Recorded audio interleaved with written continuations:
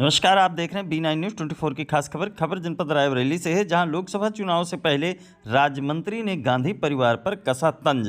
जहां राज्य मंत्री दिनेश प्रताप सिंह व भाजपा जिला अध्यक्ष बुद्धिलाल पासी ने संयुक्त रूप से की press conference.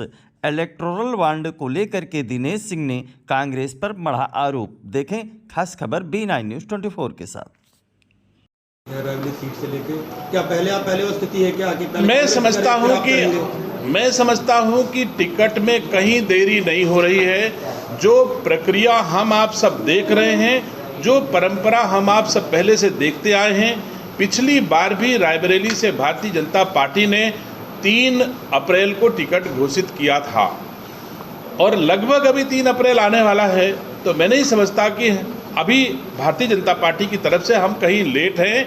Bharatiya Janata party समय से निर्णय लेगी और जो रायबरेली के हक में, जो उत्तर प्रदेश के हक में, जो देश के हक में होगा, भारतीय जनता पार्टी वैसा निर्णय समय से लेगी। अध्यक्ष जी, आज मीडिया से मिलने का क्या आपका उद्देश्य है? आज रायबरेली जनपद में मीडिया के साथियों से मिलने का बहुत बड़ा एक विषय है।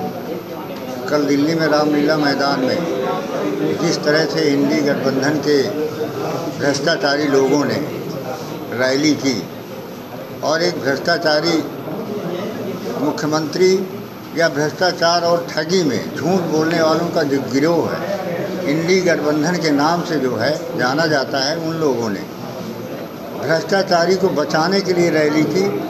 जिनका कहना है कि हमने जनता के लिए रैली की, वो पूरी तरह से गलत है और पूरी तरह से झूठे लोगों का एक समूह है जो अब इस देश की जनता इन्हें अब बर्दाश्त करने वाली नहीं है। इंडी गठबंधन में शामिल जितने भी दल के लोग हैं, वो हर तरह से जनता के बीच में झूठ बोलते आए हैं, जनता के बीच में भ्रष्टाचार फैलाया है और पूरे देश की जनता की गाढ़ी कमाई को लूटने का काम किया है। और जब उन्हें न्यायालय द्वारा या जनता द्वारा उन्हें दंडित किया जाता है, उनके खिलाफ कार्रवाई होती है, तो वो उसमें ये ढूंढने लगते हैं कि हमें ईमानदारी से काम कर रहे हैं और मुझे फंसाया गया है। ईमानदारी से काम करने वाला व्यक्ति इस देश के अंदर कभी सड़क पर नहीं कहता है कि मैं बहुत ईमानदार हूँ। जो लोग एकदम भ्रष्टाचार में लिप्त हैं और झूठ बोलते हैं, जिन्होंने जीवन भर झूठ बोला और भारतवर्ष की जनता को ठगने का काम किया, वो चिल्ला करके कहते हैं हम बड़े ईमानदार हैं और उनकी ईमानदारी आज देश के सामने है। आज वो जेल के अंदर है, न्यायालय ने अपना न्याय दिया है और इसके खिलाफ पूरे देश में ऐसे लोगों के खिलाफ जनता पूरी तरह से तैयार है। आने वाले चुनाव में वह इन झूठे लोगों का, भ्रष्टाचारी लोगों का डटकर मुकाबला करेगी और इन्हें जो है इस सत्ता से आने के लिए वो हमेशा के लिए हटा देगी।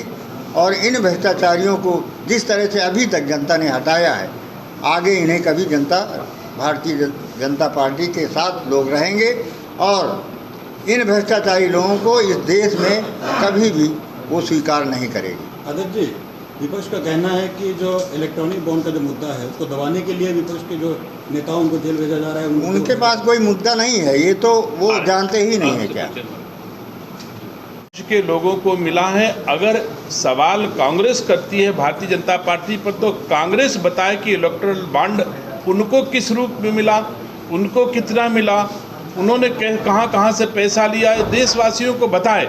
और अगर एवरेज में, औसत में माना जाए तो जितने सांसद भारतीय जनता पार्टी के हैं, जितना दायरा भारतीय जनता पार्टी का है, उस रेशियो में कांग्रेस को ज़्यादा चंदा मिला है कंपैरेटिवली भारतीय जनता पार्टी के। तो स्वयं कांग्रेस बताए जो आरोप लगा रहे हैं, वैसे ये आरोप लगाने वाले हम आप सब भली भांति जानते हैं, आरोप लगाते हैं कि इनकम टैक्स के लोगों के द्वारा नोटिस दी गई है इनको। मैं पूछना चाहता हूं कि अगर नोटिस दी गई तो उसका जवाब दिया जाना चाहिए। अगर आपने टैक्स भरा है तो उसका जवाब दीजिए। ये तो संवैधानिक संस्थाएं देश में काम कर रही हैं, सबको नोटिस होती है, आप जवाब दे दीजिए। देश के सामने कहना कि मेरे खाते सीज किए गए हैं, बजाय इसके संवैधानिक संस्थाओं ने अगर कोई पत्र लिखा है तो उसको जवाब दिया जाना चाहिए। ऐसे ही दिल्ली के मुख्यमंत्री केजरीवाल जी को 9 बार समन किया जाता है जवाब देने के लिए, बात कहने के लिए। वो नहीं जाते हैं और ये इंतज़ार करते हैं कि चुनाव का समय करीब आ जाए तो हम इसको विक्टिम कार्ड खेलें कि मैं सफरर हूँ और जनता का वोट लूट सके विक्टिम कार्ड खेल करके। तो देश की जनता आप समझदार है। कांग्रेस की सोनिया गांधी के ऊपर 5,000 करोड़ रुपए का गमन का, भ्रष्टाचार का प्रूव्ड आरोप है जिसमें वो बेल पर हैं। केजरीवाल जी के ऊपर प्रूव्ड आरोप है कि शराब कांड में उनकी संलिप्तता है। झारखंड के मुख्यमंत्री के ऊपर प्रूव्ड है कि वो उनके द्वारा भ्रष्टाचार किया गया है। और ये सारे लोग माननीय न्यायालयों में गए हैं। अगर सरकार संवैधानिक संस्थाओं के द्वारा लगाए गए आरोप गलत होते तो माननीय न्यायालय इनको राहत देता और लगाने वाली संवैधानिक संस्थाओं के खिलाफ कार्रवाई करता। लेकिन देश की किसी भी न्यायालय ने इन लोगों को, जो संवैधानिक संस्थाओं ने आरोप लगाए हैं, उनको सही माना है और इनको राहत नहीं दिया है। इससे ये स्पष्ट है कि संवैधानिक संस्थाएं देश के यशस्वी प्रधानमंत्री मोदी जी के नेतृत्व में सही काम कर रही हैं। जनता की गाढ़ी कमाई के पैसे पर लूट न हो, रोका जा सके, इसके लिए देश की संवैधानिक संस्थाएं काम कर रही हैं। जो आम आदमी पार्टी है अथवा जो भी इंडी गठबंधन के लोग हैं, वैसे तो मैं और हमारे देशवासी इस बात को भली बात समझते हैं कि जो गठबंधन बना था वो गठबंधन आज की तारीख में नहीं रहा। उस गठबंधन के अधिकतम लोग टूट गए हैं, चाहे वो ममता बनर्जी जी हों, चाहे वो बिहार के मुख्यमंत्री जी हों, चाहे वो उत्तर प्रदेश के जयंत चौधरी जी हों, बहुत सारे लोग टूट गए हैं। तो अब इंडिया गठबंधन कहाँ रहा? कहते हैं मीटिंग इंडिया गठबंधन की रामलीला मैदान में हुई। मैं पूछना चाहता हूँ कौन से गठबंधन की मीटिंग हुई? सब लोगों ने अपनी अपनी बात कही। लोग इकट्ठा हुए कि अरविंद केजरीवाल भीड़ इकट्ठा करेंगे और ये कहा गया कि अरविंद केजरीवाल जी को न्याय मांगने के लिए रैली की जा रही है। और जब रैली होती है तो कांग्रेस कहती है हमारे खाते सीज कर दिए गए।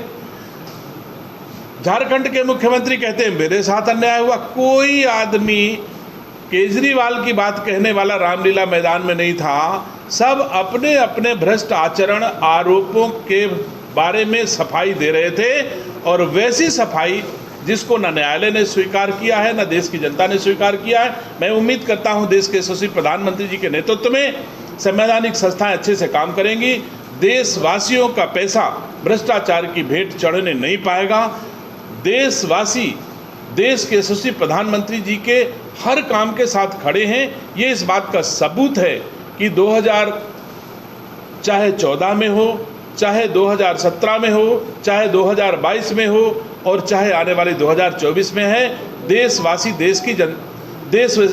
देश के यशस्वी प्रधानमंत्री जी के क्रियाकलापों, कार्यों, आचरण, व्यवहार और सेवा से संतुष्ट है। इसीलिए लगातार उनको चुन रहे हैं। और जो भ्रष्टाचार में आरोप में लिप्त हैं वो लोग लगातार नीचे गिरते जा रहे हैं। दोनों को जनता स्वयं प्रमाण दे रही है।